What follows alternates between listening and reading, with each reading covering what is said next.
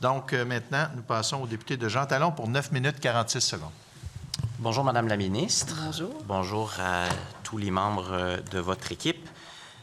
J'aimerais commencer en revenant sur l'échange que vous avez eu avec le collègue de Marguerite Bourgeois relativement à la démission fracassante de la présidente de la fonction publique. Donc, à la fin, compte tenu de cet échange-là, est-ce que vous trouvez que c'est une bonne nouvelle que la présidente de la Commission de la fonction publique démissionne comme ça?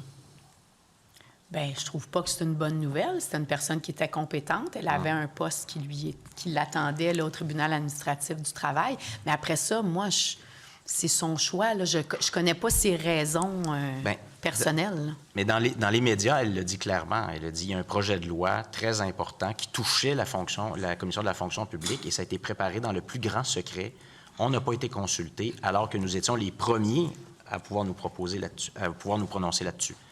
Est-ce que vous tirez des leçons de ce qu'elle dit, la présidente, en tout cas l'ex-présidente de la Commission de la fonction publique? Bien, écoutez, notre projet de loi 7, c'est tous les organismes qui étaient touchés ont été informés de notre intention là, de faire des modifications la veille. Mais il y a des choses qui étaient discutées par ailleurs depuis longtemps. Là. Pour plusieurs, c'était pas une surprise. Là. Donc là, maintenant, je ne referai pas l'étude détaillée de cet élément-là. On l'a fait au PL7. Là, maintenant, sa décision de quitter la fonction publique, qui offre quand même des belles opportunités d'emploi puis des défis superbes, c'est la sienne. Est-ce qu'il y a des leçons à en tirer pour vous d'une telle démission aussi fracassante? Bien, la démission fracassante, là. Je veux dire, c'est son choix, là. Très bien. Sur le télétravail aussi, vous avez eu un échange avec notre collègue de Hochelaga-Maisonneuve. Donc, à la fin, est-ce que vous êtes prête ici à vous engager à avoir une rencontre calmement, pour discuter calmement avec les représentants des syndicats affectés sur la question du télétravail? Bien, est-ce que c'est quelque chose qui pourrait aider? Moi, j'ai eu une rencontre déjà, bien avant que ça soit mis en vigueur. Et, manifestement, il y a encore des questions. Est-ce que vous êtes prêt à les rencontrer? Les équipes du secrétariat du Conseil du Trésor qui s'occupent de ces dossiers-là ont eu plusieurs rencontres aussi. Ils ont été consultés là-dedans. Alors, je l'ai dit à plusieurs reprises, là, je pense que ce sujet-là a été... Mais est-ce que vous seriez prêt aujourd'hui à les rencontrer de nouveau, là, notamment compte tenu des échanges que vous avez eus là, sur la nature de votre proposition, etc.? Bien, écoute, c'est une bonne idée? S'ils ont des propositions constructives et nouvelles que ni moi, ni mon cabinet, ni l'équipe du secrétariat du Conseil du Trésor n'ont déjà entendu, on va les écouter. Moi, des mesures constructives, je suis toujours ouverte à ça. Bon, j'espère que c'est une ouverture à ce qu'il y ait un dialogue. Parce que vous savez que nous, sur le principe de se retrouver humainement dans des lieux de travail, on s'est exprimé là-dessus. On pense qu'il y a du positif là-dedans, mais de se parler pour le faire dans le meilleur contexte, on pense que c'est une bonne idée. Bien, moi, je vous assure que ces dialogues-là ont eu lieu là, à plus d'une reprise. Alors, soyons clairs sur ça. Manifestement, il y a encore du dialogue à avoir. Mais j'aimerais vous amener sur l'autre question. Avec de nouvelles idées, c'est parfait. Le dialogue, c'est bon, on continue. J'aimerais vous amener aussi sur un autre sujet là, que vous venez d'aborder avec le collègue de Marguerite Bourgeois, parce que c'est vrai que nous aussi, à travers tous les documents d'études de crédit, j'en ai plusieurs avec moi ici, on essaie de voir où est-ce qu'on en est dans la taille de l'État, du nombre d'employés par rapport à 2018. Parce que la promesse de la Coalition Avenir Québec en 2018, et c'est une des plus importantes, c'est un cheval de bataille. Il y en avait d'autres, c'est les contrats informatiques. Un autre, c'était les revendications autonomistes à l'intérieur du régime fédéral. Ce sera pour une autre fois. Mais un des principaux chevaux de bataille, c'était la taille de l'État. Votre promesse, c'était de réduire la taille de la fonction publique, donc des ministères, de 5 000. Après ça, on parlera du parapublic. Aujourd'hui, vous nous dites, si j'ai bien compris, que depuis 2018, il y a une croissance dans les ministères de 8 687 ETC, équivalent de temps complet. Pour ceux qui nous regardent, grosso modo, là, un nombre d'employés.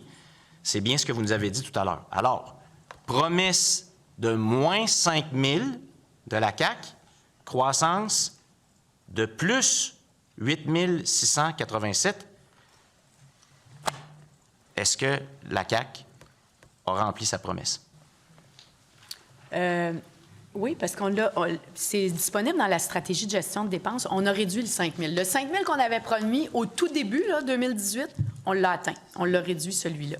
Ensuite de ça, on a, c'est pas une nouvelle, là, c'est dans la stratégie de gestion de dépenses. J'ai oublié de le mentionner tantôt au député de Marguerite Bourgeois. Fait qu'il y a eu ce premier 5 000-là. Par ailleurs, le précédent premier ministre, là, c'est moi qui l'ai annoncé, là, je pense, 4 000 fonctions publiques, 1 000 hors fonction publique. Donc, là, on est en voie d'atteindre ce nouveau 5 000-là pour l'année 26-27. Fait que ça fonctionne. Là, ce qui est injuste de votre part, c'est de jamais considérer l'augmentation des services. Hein? Parce qu'on a augmenté beaucoup les services à la population.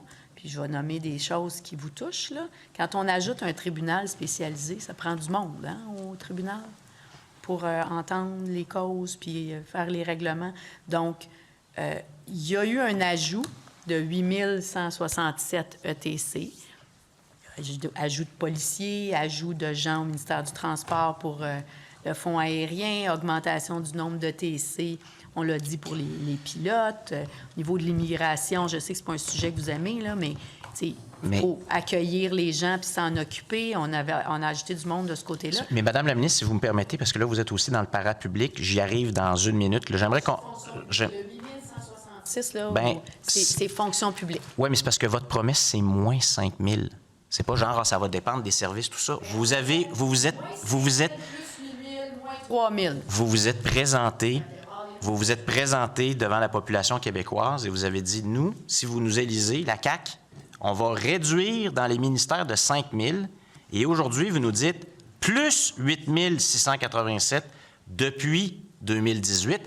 Et nous, les chiffres qu'on a quand on regarde les cahiers de crédit, les budgets, c'est plus 12 000 qu'on a. Donc, on n'a pas les mêmes chiffres. J'aimerais ça que vous nous disiez exactement où sont vos chiffres. Mais nous, ce qu'on a, c'est plus 12 000. Alors que la croissance de la population, comme vous en discutiez avec le collègue de Marguerite Bourgeois, n'est pas là.